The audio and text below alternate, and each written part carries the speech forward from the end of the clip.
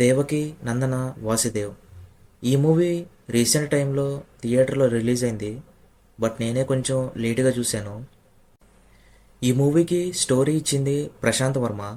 రీసెంట్గా తాను pre release ఈవెంట్లో నేను రాసుకున్న 33 స్టోరీల్లో దేవకి నందన వాసుదేవ్ స్టోరీ ఒకటి. నాకు డైరెక్షన్ కంటే కథలు రాసుకోవటం అంటేనే చాలా ఇష్టం.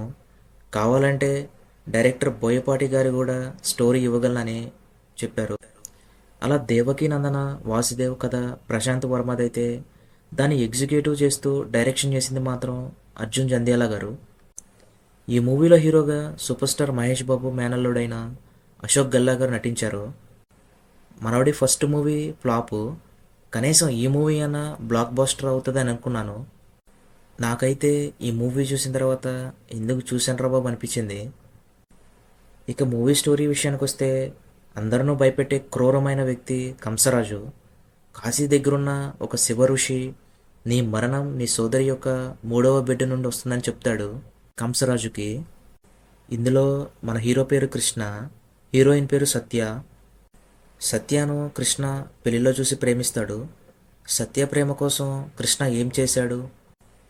21 ఏళ్ళు జైలు జీవితం తర్వాత కంసరాజు బయటకు వస్తాడా రాడా? అసలు కంసరాజు 21 ఏళ్ళు జైలుకి ఎందుకు వెళ్ళాడు? మరి మన కృష్ణ ఆ కంసరాజుని ఎలా ఎదుర్కొన్నాడు అనేది మిగిలిన స్టోరీ. మూవీ స్టోరీ కొత్తగానే ఉన్నా దాన్ని తీసే విధానం చివరి వరకు చాలా స్లోగా ఉందనిపించింది. హీరో హీరోయిన్ మధ్య రొమాంటిక్ ట్రాక్ కూడా సరిగ్గా వర్కౌట్ అవ్వలేదేమో అనిపించింది. కొన్ని ప్రేమ సన్నివేశాలు అయితే లాజిక్ లేకుండానే ఉంటాయి. విలన్ హీరోల మధ్య వచ్చే ఫైట్ సీక్వెల్స్ కూడా యావరేజ్గా అనిపిస్తాయి. ఓవరాల్గా సినిమా అయితే పిచ్చ బోరు కొట్టింది. కొన్ని ఎమోషనల్ ఎలిమెంట్స్ డీసెంట్గా ఉన్నా కొన్ని చోట్ల అసలు వర్కౌట్ అవ్వలేదేమో అనిపించింది.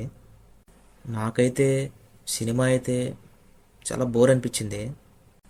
మీరు మూవీ చూసిన తర్వాత మీకు ఎలా అనిపించిందో కామెంట్ సెక్షన్లో కామెంట్ చేయండి. Thank you so much.